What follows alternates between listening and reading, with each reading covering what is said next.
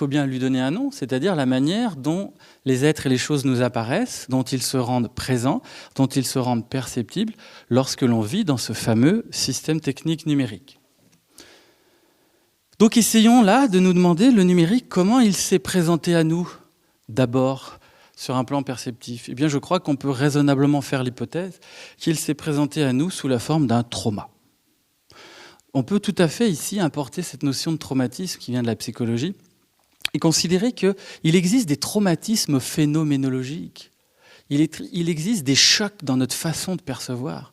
Toutes les générations qui ont vécu des grands moments de transition technologique, ce qui en fait est une forme de chance, parce que ça nous permet aussi d'expérimenter ce qu'est aussi la variabilité de l'être humain au cours de l'histoire. Mais les traumatismes phénoménologiques, c'est un peu ce qu'on a abordé lorsqu'on a abordé tout à l'heure les changements de système technique et donc les changements perceptifs. Le numérique a introduit un traumatisme dans notre expérience perceptive, parce qu'il nous a amené à percevoir des choses inédites, c'est-à-dire des choses pour lesquelles nous n'avions aucune habitude perceptive. Et donc aucune habitude perceptive qui serait consignée dans l'histoire de la littérature, du cinéma, des arts, des sciences et ce qu'on veut. Des choses radicalement nouvelles sur le plan perceptif. Des perceptions d'un monde inconnu en quelque sorte. Alors il a bien fallu qu'on l'absorbe, ce choc. Et en fait, on l'a déjà en partie absorbé. Et pour ce faire, on a utilisé un mot. On a utilisé le mot de virtuel. On s'est mis à appeler tout ça le virtuel. Le problème, c'est que, on va y venir, ce terme est assez mal choisi en fait, mais on va dire qu'on a eu besoin, pour absorber ce choc, de croire, parce que c'est une croyance, de croire en l'existence de deux mondes. C'est ça ce qu'on appelle aujourd'hui le dualisme numérique. Digital dualism, c'est un concept de sciences sociales qui se développe depuis quelque temps. Et c'est finalement le dualisme numérique, c'est la croyance en l'existence de deux mondes séparés. Il y a d'ailleurs des traces de cela dans différents domaines. Par exemple, dès les années 80, il y a des chercheurs comme Sherry Turkle au MIT, aux États-Unis, qui parlaient de second self, le deuxième moi. Quand on utilise un ordinateur, on aurait, disait-elle à l'époque, un deuxième moi qui se mettrait en vie et en mouvement. De même, vous connaissez peut-être la plateforme Second Life, je ne sais pas si d'ailleurs elle est toujours très active, qui est une plateforme immersive qui recopie un peu la réalité, qui propose sous la forme un peu ludique, c'est pas tout à fait un jeu vidéo, mais ça y ressemble, de vivre des expériences virtuelles, au sens propre du terme, là pour le coup. Et dans les mêmes années, là on est dans les années 80-90, on va y venir, il y a eu Matrix aussi. Matrix, c'est un cas typique et parfait de dualisme numérique. Il y a ceux qui vivent dans la matrice, qui sont donc connectés à un univers simulé faux, et puis ceux qui sont déconnectés de la matrice, qui sont en dehors, qui sont dans le vrai monde. Alors tout ça, on le connaît bien. On connaît bien ce dualisme quand on vient de la philosophie. Ça s'appelle l'allégorie de la caverne de Platon. Ça s'appelle la division du monde en deux, le vrai monde et le faux monde. Alors c'est assez clair. Donc l'expression dualisme numérique, elle, vient d'un jeune sociologue américain qui s'appelle Nathan Jorgensen, qui a eu cette idée à peu près au moment où moi j'écrivais ce livre. On s'est rencontrés dans un colloque, c'était assez riche.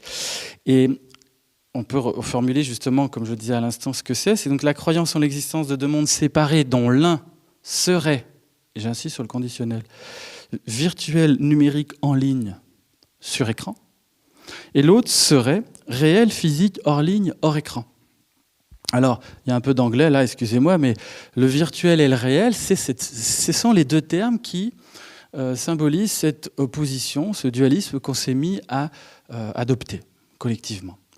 Alors, on s'est mis à penser que le virtuel, c'était le monde qui est simulé informatiquement, fondé sur de l'abstraction, du logiciel, coupé du corps, soi-disant.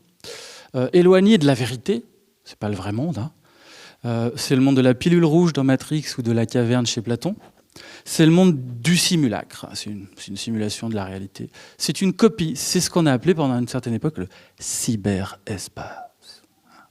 Je le dis comme ça, en théâtralisant la prononciation, parce que on voit bien, et si vous riez, c'est que c'est vrai, on voit bien qu'on a une époque récente, on a l'impression d'un deuxième monde, un cyberespace, on a l'impression qu'on allait mettre un scaphandre, et puis qu'on est allé naviguer dans le cyberespace.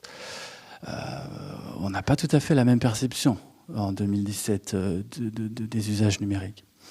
Et puis le soi-disant réel, hein, le soi-disant réel qui lui serait un monde qui repose sur des processus physiques, des objets tangibles, ancrés dans le corps, le vrai monde, la pilule bleue, l'extérieur de la caverne, l'authentique, l'original.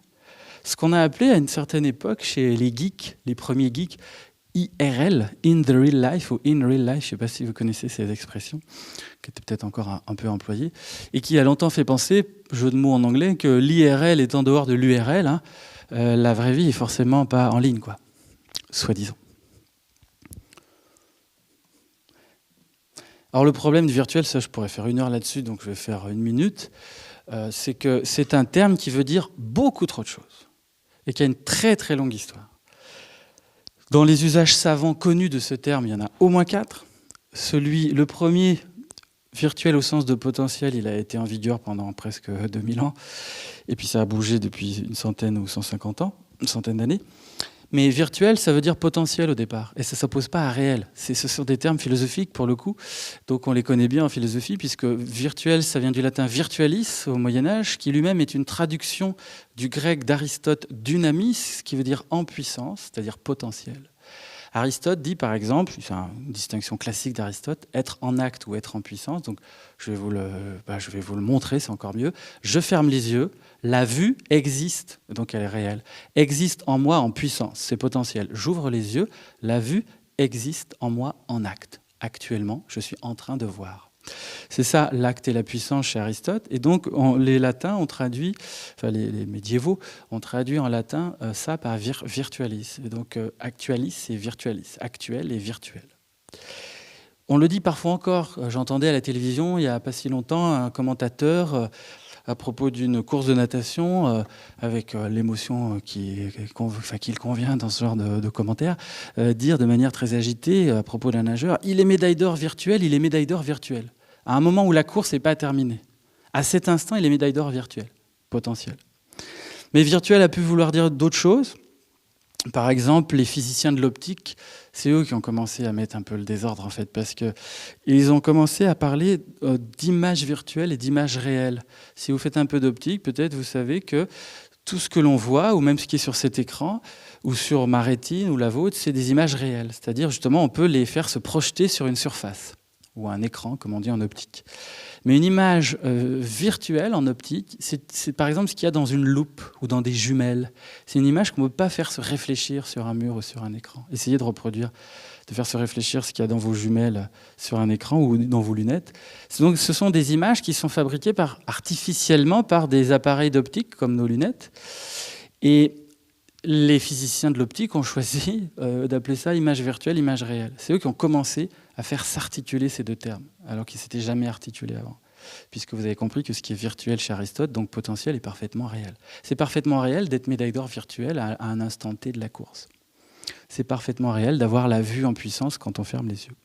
Alors je ne refais pas toute l'histoire, mais après les informaticiens ont suivi les physiciens, ils ont utilisé virtuel par opposition à réel, mais eux pour parler de la mémoire, par exemple la mémoire virtuelle dans un ordinateur, c'est un morceau de mémoire vive pour les connaisseurs, qui en fait c'est quand, vous savez, la mémoire vive dans votre ordinateur, c'est l'espace dans lequel se chargent les programmes quand on démarre l'ordi, cette fameuse mémoire qui, si elle est saturée, fait ralentir l'ordinateur, qui d'ailleurs, comme on dit en français, c'est quand il n'y a pas assez de RAM, ça rame, même si c'est un jeu de mots que français du coup, mais en l'occurrence, c'est ça. Et quand il n'y a pas assez de RAM, dans l'ordinateur, il y a une fonction ou un bout de code qui décide d'utiliser un morceau du disque dur et par du code de faire considérer ce morceau de disque dur par le processeur comme de la mémoire vive, alors que c'est de la mémoire de disque dur, et donc d'augmenter cette mémoire vive.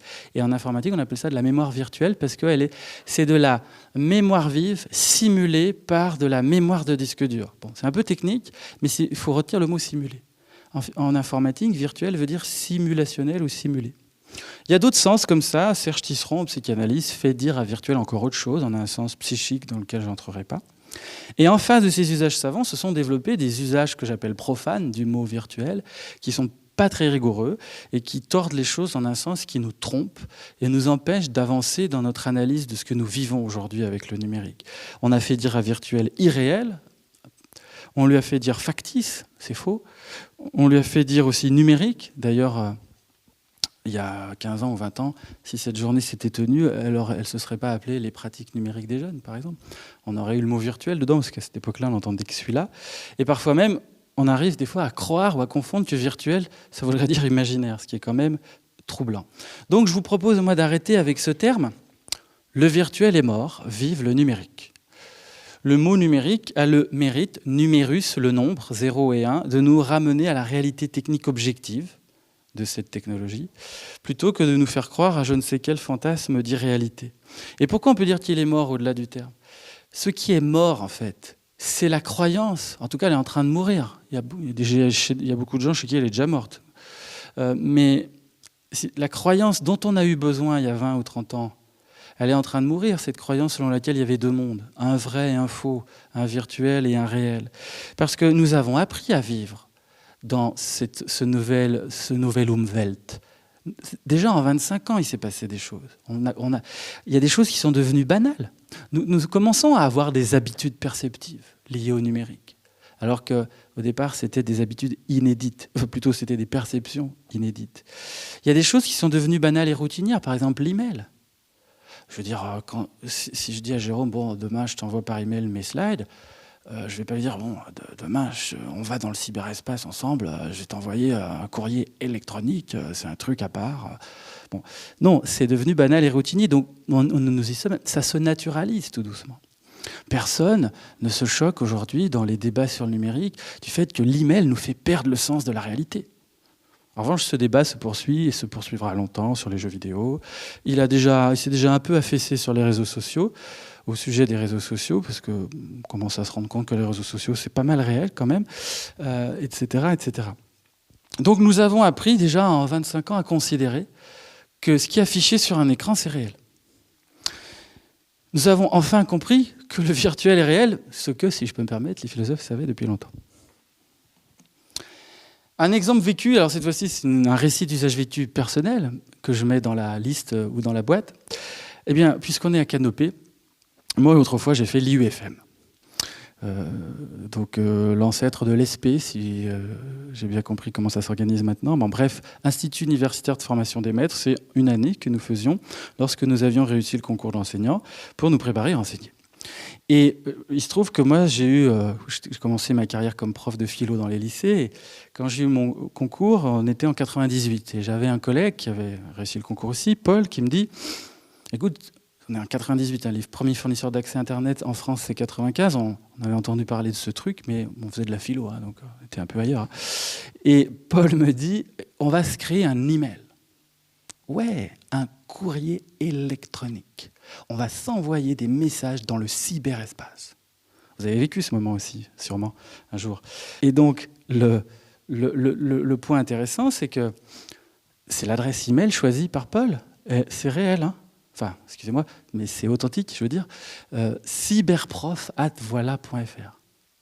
Aujourd'hui, son adresse, c'est paul.durand. Hein. C'est-à-dire que, vous voyez, c'est comme la fée électricité, on a là un indicateur sémantique de l'imaginaire phénoménologique, si vous me permettez ces formules un peu savantes, c'est-à-dire des mots qui traduisent ou qui trahissent des représentations de ce qui est réel en fonction de nos perceptions. Donc ça semblait... C'est-à-dire que Paul avait le sentiment à cette époque-là, sentiment qu'il a perdu, que s'il envoie un email, alors il n'est pas tout à fait un vrai prof qui envoie un vrai message, quoi. C'est un cyberprof. Alors à l'époque, c'est aussi l'époque où les interactions en ligne, c'était des interactions anonymes. On avait justement une double identité, on avait son pseudo, son vrai nom. Aujourd'hui, sur les réseaux sociaux, beaucoup de gens, sinon la plupart, on donne leur vrai nom, avec une identité unique. Enfin, c'est pas une obligation, mais c'est assez courant. À l'époque, personne mettait son vrai nom. On interagissait sur des forums ou des canaux de chat. Peut-être certains ont connu la technique IRC, Internet Relay Chat. Et on avait un avatar. Et non pas une image de profil. Un avatar, c'est quand même un mot d'origine hindoue qui veut dire manifestation divine. C'est-à-dire que les gens qui ont vu pour la première fois des autrui sur un écran, ils se sont dit c'est des avatars, c'est des manifestations surnaturelles de l'autre. C'est quand même étonnant, mais ça aussi c'est un indicateur. phénoménologique ou phénoménotechnique. Alors voilà, plusieurs années après, on a des adresses email un peu plus, entre guillemets, transparentes, où on peut très bien se faire des faux adresses email, c'est pas le souci, mais vous me suivez. En général, on a une unique identité, on a une photo de profil, etc. Bon, c'est vrai qu'on est aussi encouragé à mettre nos vraies données, parce qu'il y a aussi une économie de la donnée, qui fait débat, mais j'en parlerai pas là parce que j'essaie de vous rendre sensible à un autre point de vue. Et on interagit aujourd'hui en ligne, d'ailleurs principalement avec des gens qu'on connaît hors ligne aussi, hein. Beaucoup. Pas que, mais beaucoup. Alors voilà, je vous propose de superposer les deux cercles, le virtuel, le réel. Mettons ça l'un sur l'autre, parce que c'est déjà l'un sur l'autre. En fait, c'est depuis toujours l'un sur l'autre, mais c'est nous qui n'étions pas prêts perceptivement pour le voir. Et donc, nous vivons dans l'ontophanie numérique, c'est-à-dire là où l'IRL est bien dans l'URL. Mais je ne dis pas qu'elle est que là. Non, c'est que dans la vie réelle, il y a aussi la vie dans l'URL. Nous vivons donc dans un environnement qui est globalement centré numériquement ou centré sur le numérique. Oui, on est dans le système technique numérique. Le numérique est systématique, il est partout.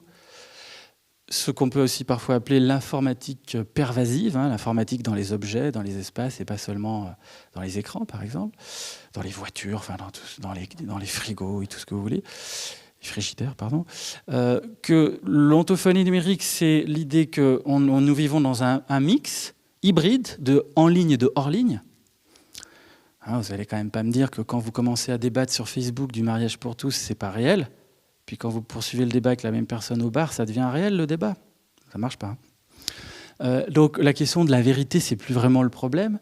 On ne peut donc plus les séparer. Donc ce que j'essaie de vous dire, c'est que le soi-disant, alors moi je les appelle plus comme ça, virtuel, réel, le numérique et le non numérique, je ne suis pas en train de dire qu'ils sont identiques. Je suis en train de dire qu'ils ne sont pas séparés. Parce qu'ils sont aussi différents. Et c'est tout le problème aussi pour nous, c'est de comprendre leur spécificité. De comprendre en quoi consiste la réalité augmentée dans laquelle nous sommes aujourd'hui. Nous vivons dans une réalité augmentée depuis toujours. Depuis que Homo habilis, il y a 3 millions d'années, a pris un caillou pour en faire un outil, et donc l'a transformé en une technique, eh bien, l'être humain est un être augmenté. Nos lunettes, nos pacemakers, nos couronnes dentaires, nos slips, et j'en passe.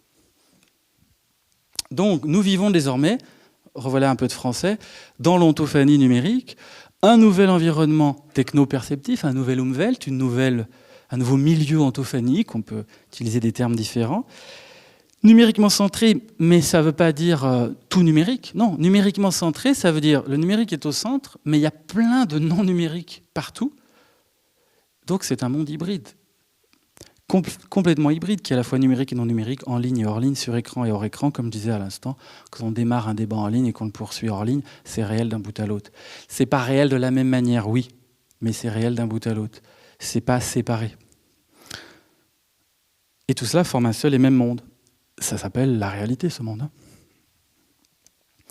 Alors moi, j'ai essayé, justement, pour sortir de l'écueil et de l'impasse dans lequel nous amène le concept du virtuel, de faire mon travail de philosophe et de proposer d'autres concepts pour enrichir un peu le regard. Alors, je proposais un modèle qu'un collègue d'ailleurs de Montpellier, Jean Salentin, s'est amusé à schématiser de manière logique. On ne va pas trop rentrer dans cette schématisation, mais il y a des mots, je vais en prendre, sur les 11, je vais en prendre 2 ou 3 comme exemple, pas plus, pour illustrer de nouvelles manières de dire ce qui se passe avec le numérique. Alors ces termes, avant un mot quand même, ces termes, ce sont des mots qui qualifient une propriété objective du numérique et en même temps un vécu subjectif, un vécu perceptif qui va avec, ou un ensemble de vécus. Par exemple, le numérique, ce matériau, là, on est vraiment dans l'aspect matériau. Le numérique, c'est une nouvelle matière, ce que je pourrais appeler, ou ce que j'appelle d'ailleurs, une matière calculée. C'est une matière qui se calcule parce qu'elle est programmable. Et il se trouve que cette matière, eh bien, par exemple, elle est versatile. C'est-à-dire, elle est instable, elle bug. Alors, vous allez me dire, ouais, mais le bug, c'est pour les mauvais logiciels. Non, le bug, c'est pour tous les logiciels, tout ce qui est informatique. Premier cas avéré de bug, 1947. Il y a des bugs depuis qu'il y a des ordinateurs. Pour une raison simple, c'est que personne n'est capable d'écrire du code et en même temps d'avoir la capacité intellectuelle d'anticiper toutes les conséquences logiques possibles de ces lignes de code. C'est pour ça que lorsqu'on crée un logiciel, vous le savez, avant d'atteindre la version 1, .0, il y a la version 0.1, 0.2, et c'est, j'allais dire un code, c'est une convention chez les informaticiens de considérer que quand le logiciel est à peu près mature, on l'appelle version 1. Mais il y a une version 2, une version 3, il y a des pages de sécurité, il y a des choses qui ne marchent pas, bon, ça a toujours bugué. D'ailleurs, j'ai mis quelques exemples divers et variés, puisque le mot bug, qui veut dire aussi en anglais insecte, s'est trouvé bien approprié, même s'il venait de Edison et du milieu des ingénieurs et des inventeurs qui appelaient bug un petit problème.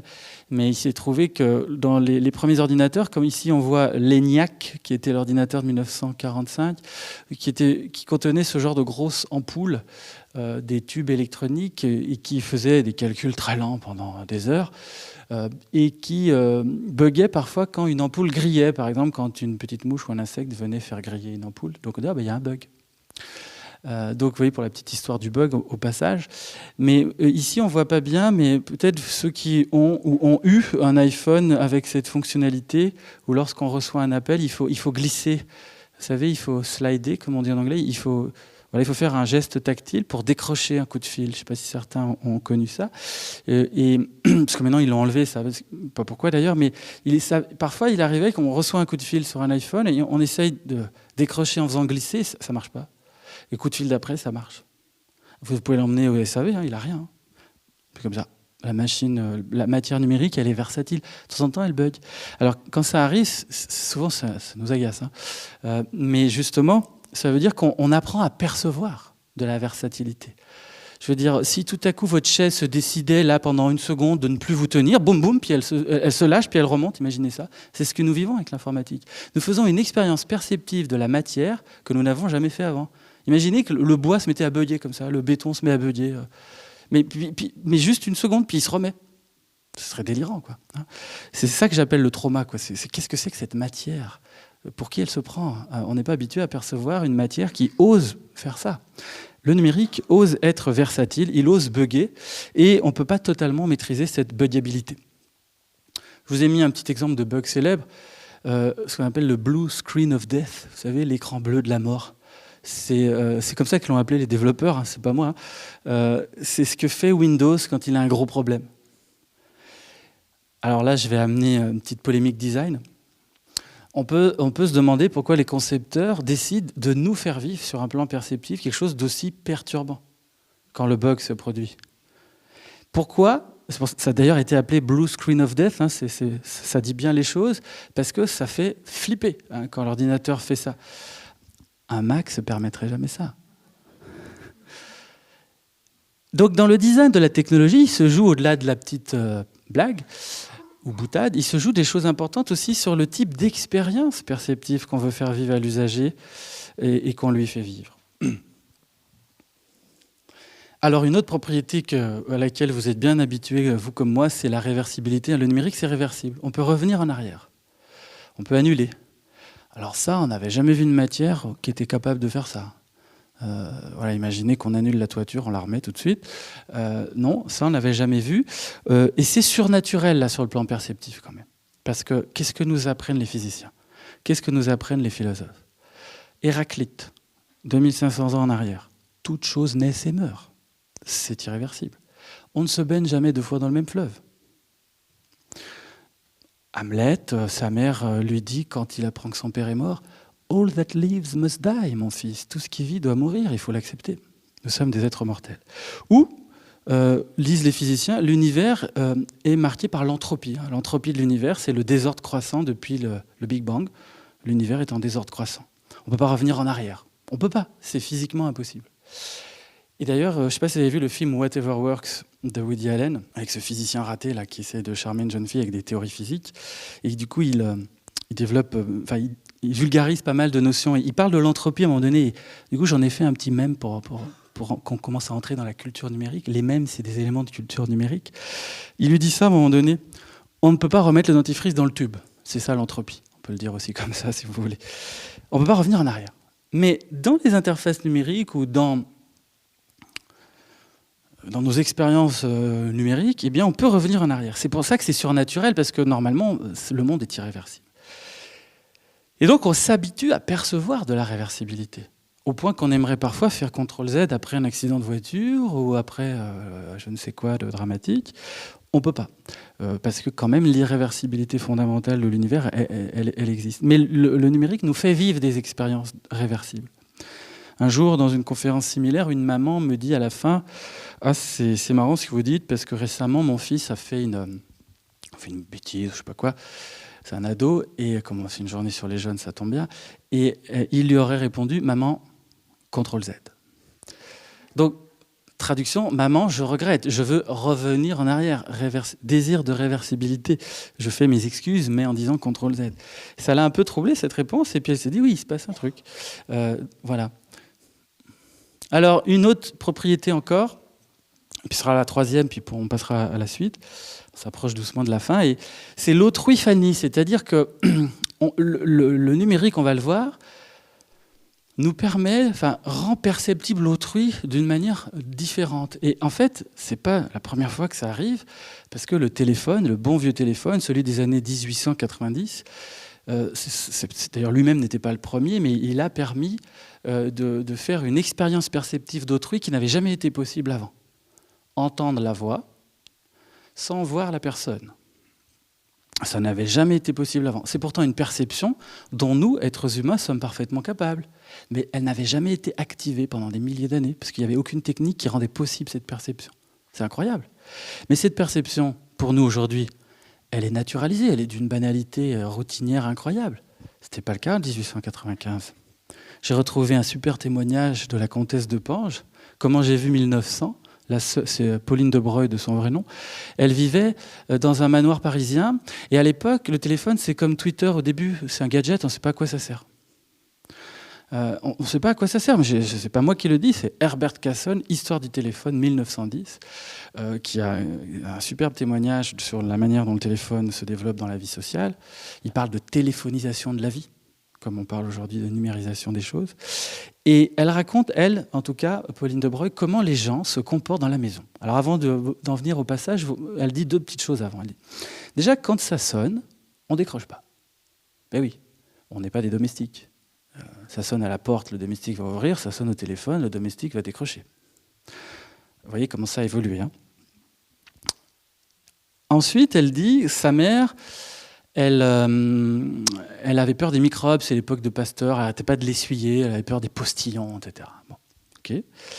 Puis elle continue sur sa maman et elle parle là des demoiselles du téléphone, parce qu'on ne pouvait pas passer un appel direct à l'époque, donc fallait passer par une espèce de standard, demander le numéro machin dans telle ville. C'était long, c'était compliqué, ça énervait sa mère, comme vous le voyez là. Après une demi-heure d'énervement et de discussion, ma mère en prenait des crises de nerfs et des migraines, mais elle y revenait toujours. Tandis que ma grand-mère, elle ne voulait même pas approcher l'appareil. Elle avait horreur de cette manière de se parler sans se voir. Alors, se parler sans se voir, ma chérie, c'est pas pour moi. Facebook, c'est pas pour moi, d'accord? Ces machins, là, ces messages en ligne, c'est pas pour moi. Et cette manière de se parler sans se voir, non plus. Vous voyez ce que je veux dire? C'est que ça, c'est de la phénoménologie. C'est génial, ce témoignage, parce que ça vérifie assez bien cette idée d'ontophanie, c'est que, voilà, elle a construit son sens du réel. Elle a construit la manière de percevoir les autres, en ayant toujours le son et l'image en même temps, quoi. Et là, les deux se séparent. Elle n'a pas d'habitude perceptive pour ça. Mais ça, limite, c'est pas grave, c'est pas le problème. Mais elle ne veut pas changer d'habitude perceptive. Et ça la regarde. Elle en a le droit. Mais il faut juste pouvoir le dire et le comprendre. Alors, ça a fait dire tout ça à Nathan Jurgenson de manière un peu provocante. Finalement, il a inversé la perspective. Nous ne sommes pas amis tant que nous ne sommes pas amis sur Facebook. Bon, ce qui est une provocation, parce qu'évidemment, tout cela se gère aussi individuellement comme on veut. Mais je voulais vous le signaler. Et moi, j'ai écrit un article que là-dessus, sur la perception d'autrui à l'ère numérique, parce que je trouve ça assez fascinant. Je vous disais tout à l'heure, la sexualité, la relation intime à autrui, le face-à-face amical. Il y a toujours de la technique. Si vous me dites « Ah, mais moi, je préfère les vraies relations entre amis, on va boire un verre au bar », mais le bar, c'est un dispositif technique. La table, elle permet un face-à-face qui est commode pour être dans une intimité orale avec l'autre. La table, c'est un artefact, c'est une technique aussi, mais personne fait des statistiques sur « Oh, les jeunes, par jour, ils passent 8 heures sur des tables ». C'est dramatique, cette surexposition à la table, cette surexposition au bois et au métal, que vont-ils devenir ? Alors ça, c'est intéressant, plongeons un peu plus loin. Je vous montre, alors ça, normalement, ça va vous choquer, puisque c'est nouveau. Ça ne peut que nous troubler, plus ou moins positivement, peu m'importe, mais ça ne peut que nous troubler. C'est une nouvelle manière de mettre en contact autrui qui n'a jamais été possible avant le numérique. Alors, je ne sais pas si ça va servir à quelque chose un jour, pas sûr, mais en tout cas, ça marche. Ce sont deux objets connectés. Lorsqu'on pose la main sur l'un, il capte le pouls. Par Wi-Fi ou Internet, il traduit ça en signaux numériques et il envoie le pouls sur l'autre qui reproduit le pouls. Donc sur l'autre objet, vous le prenez contre vous et vous sentez le pouls de l'autre. Alors par exemple, vous avez laissé votre petite fille à Paris et vous êtes à Montpellier ou l'inverse, et puis le soir elle a du mal à s'endormir et vous l'appelez et puis vous dites « Regarde ma chérie, tu peux sentir mon pouls ». C'est réel, hein, c'est physique, on ne peut pas faire plus réel. Et il n'y a pas le son, pas l'image. Enfin, il peut y avoir le son si on se téléphone, si on se skype, il peut y avoir tout à la limite, mais vous voyez ce que je veux dire, c'est que... Et on peut, nous, trouver que c'est détestable, cette manière de se toucher sans se parler, sans se voir. Je comprendrais très bien, d'ailleurs. Néanmoins, c'est possible. Et donc, c'est marrant comment la technique augmente notre champ perceptif au fil des siècles. Là, sans savoir, celui-ci, s'il deviendra quelque chose, cet objet. Bon, j'avance un peu. Une scène de la vie quotidienne, aujourd'hui, c'est ça, par exemple. Et une scène qui illustre bien que l'inanité, la vacuité de l'opposition réelle-virtuelle. On ne peut pas dire à cette petite fille « Dis bonjour à papy. Papy est en train de promettre des bonbons pour dimanche, mais c'est pas réel, chérie. Hein. » Ça va être dur de le lui faire avaler. Hein. Alors, moi, je trouve que natif du numérique, ça peut avoir du sens. Parce que ça n'a aussi pas de sens. Les sociologues montrent très bien que pas parce qu'on est né à l'ère numérique qu'on sait tout faire avec un ordinateur. Loin de là. Néanmoins, on peut donner un sens phénoménologique à cette expression. Et vous l'avez déjà un peu compris à travers ce que j'ai dit précédemment. Mais un sens phénoménologique, vous l'avez vu, c'est pas une question d'âge. Évidemment, si on pense à la grand-mère et le téléphone, il y a un facteur âge. Mais un facteur, je dirais. C'est pas une question d'âge, c'est une question d'appareillage. Parce qu'on peut être une grand-mère qui téléphone en 1902. On peut faire le choix d'aimer expérimenter le fait de se parler sans se voir. Et une fois que cette technique a été naturalisée, toutes les grand-mères téléphonent. Il n'y a plus de problème phénoménologique avec ça. Donc c'est une question aussi d'appareillage, c'est-à-dire de disposition, d'attitude qui est prêt à essayer de faire l'expérience perceptive du monde avec des appareils numériques. Donc être natif du numérique, je dirais plutôt que c'est avoir acquis ou vouloir acquérir, ou être en train d'acquérir la faculté de voir apparaître le monde, c'est-à-dire voir naître, c'est pour ça que être et naître, hein, dans le titre, ils sont là, voir apparaître le monde en étant numériquement appareillé. Plus ou moins, c'est pas obligé d'être totalement numériquement appareillé. C'est vivre la présence ou la naissance, c'est ça, hein, des choses, des êtres avec des appareils numériques. Et on peut être un senior et être un super digital native hyper connecté.